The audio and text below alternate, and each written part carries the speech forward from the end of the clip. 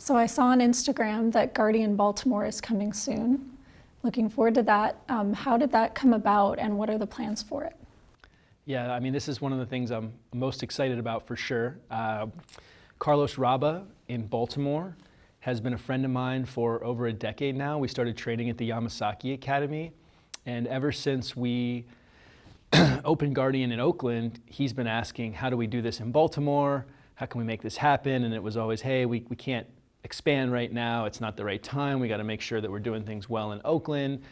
And then really we started up those conversations 6 months or so ago in a little bit more seriousness, and really happy that we found a location right next to his bar, which is called Clavel Bar and Restaurant. It's a taco and mezcal bar that he owns part of in Baltimore, along with his partner Lane Harlan, and found a place right next to there.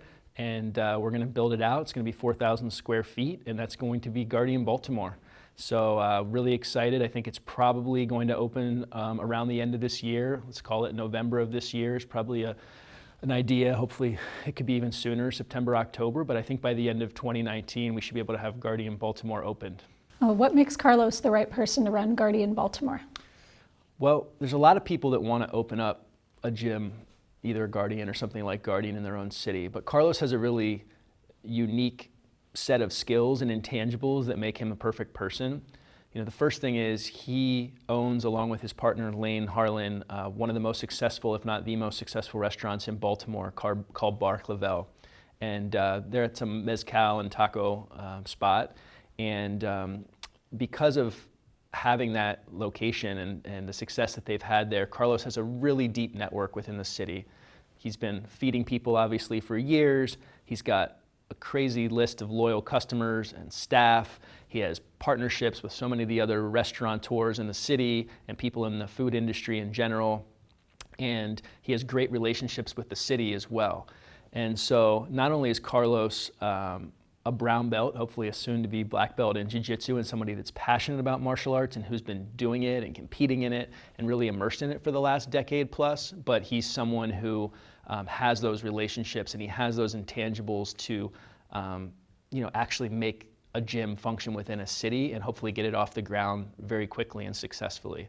He also has really a unique, I think, story of how he got to the United States with him and his family, his mother's brother fleeing Mexico from political persecution, his mom being a journalist there, and coming to America, fighting his way up, working his way up through the corporate world before starting his own business. He's really been fighting his whole life in some ways, or at least his entire adult life. And I think that passion, that desire he has, someone that could start a restaurant from scratch and build it up and go through that hard process and understand how to scale and how to put the processes in place to make a restaurant succeed with 50 people plus working in the kitchen, a bar staff, waiters and waitresses, everything that it takes to run the restaurant is very similar to running a gym in some ways. So I think when you add all of those different things together, from his relationships that he has, to his network within the city, to his kind of abilities to actually run a business, you put all that together and you really come out with this perfect person. And of course, just being a great person with a great moral compass, of course, on top of that as well. All right. And then how is Guardian Oakland going to be the same as Guardian Baltimore, and how is it going to be different? Well, the core thing that's going to always remain the same for any Guardian is that we will offer a completely donation-based or free kids program. So that is not going to change. The same model will apply. Adults will get to choose their membership levels. Kids will get to train for free. And we're not ever going to require payment from the kids' side of things. So that's the most important. There will be some small tweaks, as far as the percentages of classes that happen. For example, I know Carlos is really passionate about also starting a yoga program within the school. So I'm extremely excited to kind of see how the data shakes out and what things they're successful with that maybe we haven't even tried yet, and of course pass on our learnings from Oakland back to Baltimore of what we've done well and not done well. And I think that knowledge sharing is going to become really important as we grow the entire organization to be even better.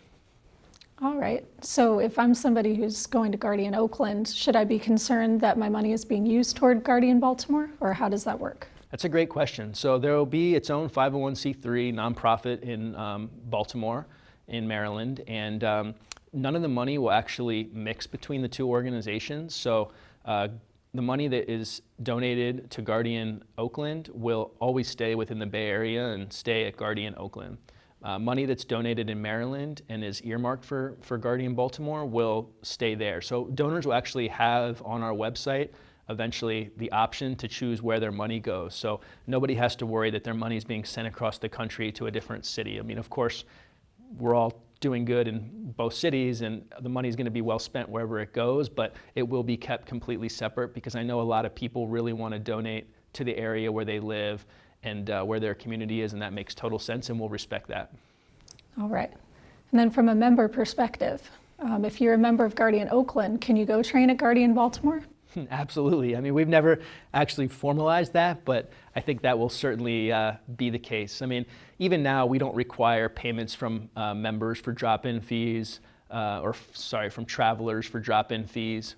So we're not going to change any of that. You know, we don't like the idea of people coming into town and having to pay $50 or something just to step on the mats like some schools do.